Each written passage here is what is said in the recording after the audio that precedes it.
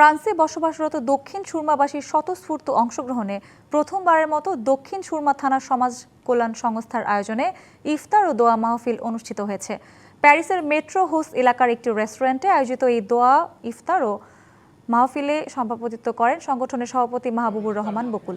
শামীম আহমদের পরিচালনায় ইফতার পূর্বে অনুষ্ঠানে বক্তব্য রাখেন সভাপতি মাহবুবুর রহমান বকুল এবং মোনাজাত পরিচালনা করেন ধর্ম বিষয়ক সম্পাদক মাওলানা মোহাম্মদ ইউসুফ মুন্না।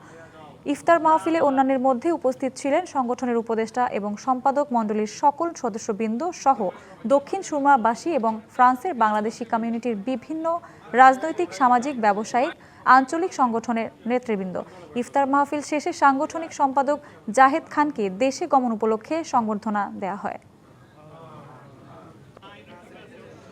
এবার নগদে পাচ্ছেন হেলিকপ্টার অফার, তাই কেনাকাটার পেমেন্ট নগদে করুন আর বুঝে নিন ২০০০ টাকারও বেশি ক্যাশব্যাক সহ হেলিকপ্টার রাইড। পেমেন্ট শুরু করুন আজই।